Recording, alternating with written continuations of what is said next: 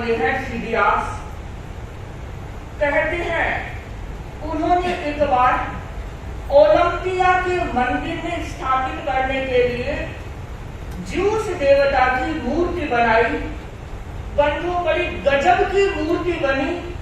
ऐसा लग रहा था सृष्टि का अप्रतिम सौंदर्य उस मूर्ति में निहित है। और बाद में उस मूर्ति की गणना विश्व के 7 आश्चर्यों में की गई।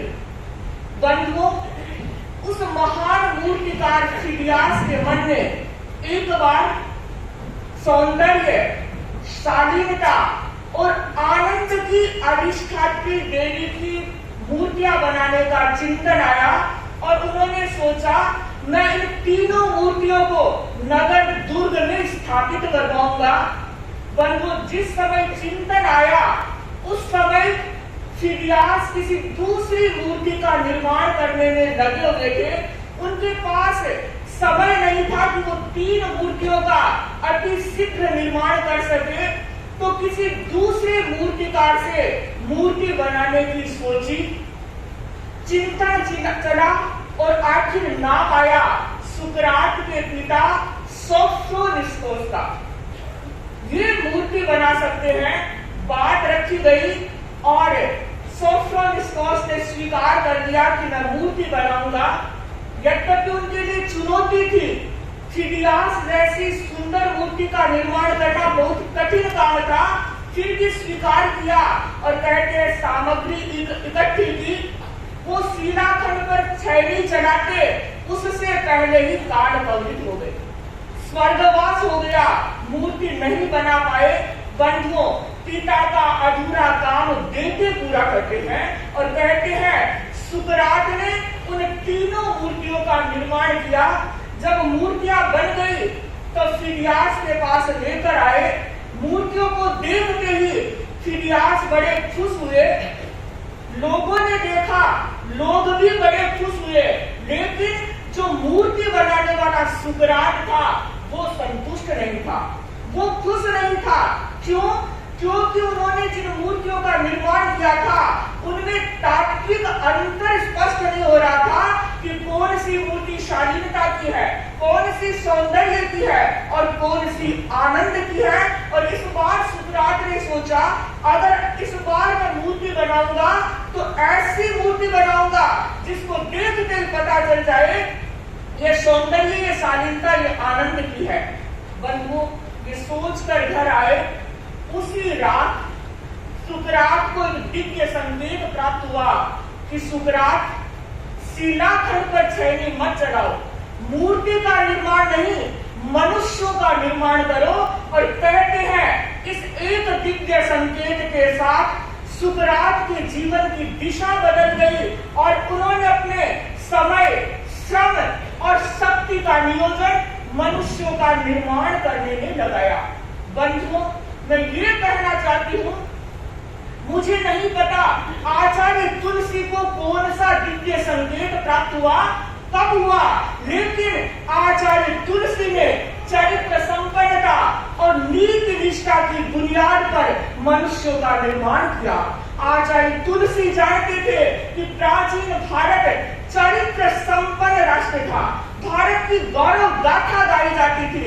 बंधुओं, चीनी यात्री फाहियान जब भारत आया था तो भारत की सभ्यता और संस्कृति से बड़ा प्रभावित हुआ और जब वापस चीन गया और उसने पुस्तक लिखी, उसमें लिखा था कि भारत के लोग कभी असत्य संभाषण नहीं करते, भारत के लोग कभी चोरी नहीं करते, इसलिए घर में ताले नहीं लगाए जाते। आचार्य तुलसी ने सोचा, भारत की चरित्र संपन्नता, निष्क्रियता की कहानी कहीं अतीत का पृष्ठ बनकर न रह जाए, वर्तमान में भी जीवंत होनी चाहिए। बंधुओं, इसलिए आचार्य तुलसी ने सोचा कि असंयम में भी संयम का दीप जलना चाहिए, सादगी का दीप जलना चाहिए। और इस सोच के साथ आचार्य तुलसी ने 1 मार्च 1949 को अणुव्रत आंदोलन का सूत्रपात किया। बंधुओं, उस अणुव्रत आंदोलन की मशाल को लेकर आचार्य तुलसी गरीब की झोपड़ी से लेकर राष्ट्रपति भवन तक लाखों किलोमीटर की पदयात्राएं की। बंधुओं, अनेकों व्यक्ति इस आंदोलन से जुड़े, इस क्रांति से जुड़े। बंधुओं, हमारे जैन इतिहास में एक घटना आती है, दादा जिनदत्त सूरी, जिन्होंने लाखों व्यक्तियों को जैन श्रावक बनाया। बंधुओं, दादा जिनदत्त सूरी ने लाखों व्यक्तियों को जैन बनाया। आचार्य तुलसी ने लाखों व्यक्तियों को तो जैन नहीं बनाया होगा, लेकिन लाखों व्यक्तियों को गुरुनैन बनाया। बंधुओं, घर घर में अणुव्रत की मशाल जलने लगी।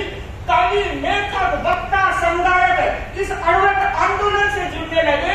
अनेक बड़े बड़े व्यक्तियों ने इस क्रांति का समर्थन किया। बंधुओं, एक बार आचार्य तुलसी पटना यूनिवर्सिटी पढ़ाए।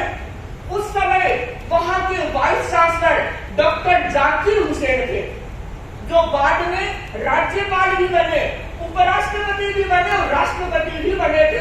उस समय वो वाइस चांसलर थे और उन्होंने आचार्य तुलसी का स्वागत करते हुए कहा कि मैं आचार्य तुलसी का स्वागत इसलिए कर रहा हूं कि इन्होंने मनुष्य को मनुष्य बनाने का कारखाना खोल रखा है।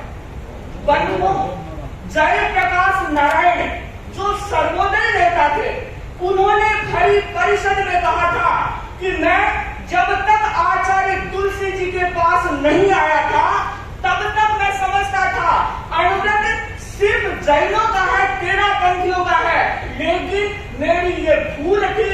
और मेरे मित्र प्रभु दयाल जी डाबड़ीवाल के कारण मैं आचार्य तुलसी जी के संपर्क में आया और इन्होंने मुझे अणुव्रत के बारे में बताया, अणुव्रत की व्याख्या की, तो मुझे लगा कि अणुव्रत एक रोशनी है, अणुव्रत तो एक उजाला है, अणुव्रत इंसान को इंसान बनाता है। बंधुओं, कहा भी है, वासना से इंसान शैतान बनता है, साधना अनुगत से इंसान बनता है। बंधु, भारत के प्रथम राष्ट्रपति डॉक्टर राजेंद्र बाबू आचार्य तुलसी के पास आए। अनुगत का कार्यक्रम था और उस कार्यक्रम में डॉक्टर राजेंद्र बाबू ने कहा कि आचार्य जी, अगर आप मुझे कोई पद देना चाहते हैं तो मुझे अनुगत समर्थक का पद दे। आचार्य तुलसी ने कहा, राजेंद्र बाबू, हम आपको अनुगत समर्थक का पद नहीं देंगे।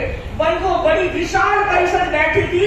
सोचा आचार्य तुलसी क्या बात कर रहे हैं, राष्ट्रपति अनुगत के पद का समर्थक का पद देना चाहते हैं और आचार्य तुलसी मना कर रहे हैं। बंधु, आचार्य तुलसी की सोच तो बहुत आगे तक जाती थी, हमारी सोच वहां तक जा ही नहीं सकती। आचार्य तुलसी ने कहा, राजेंद्र बाबू, हम आपको अनुगत समर्थक का पद नहीं देंगे, हम तो आपको अनुगति का पद देंगे। और बंधु कहते हैं, राजेंद्र बाबू ने अनुगत के नियमों को स्वीकार किया। बंधु, एक नहीं, लाखों व्यक्ति अनुगत बने। बंधु, सचमुच में अनुगत नैतिक अभियान है, नैतिक ज्योति है, नैतिक सुरभि है, जो कांटों के बीच भी नैतिक सुरभि का संचार कर रहा है। बंधु, अनुगत ईमानदारी, प्रामाणिकता, नैतिकता की बात करता है। बंधु, जो व्यक्ति ईमानदार होता है, नैतिक होता है, प्रामाणिक होता है, वो व्यक्ति चला जाता है पर शताब्दियां उसको याद रखती है। बंधु, एक बार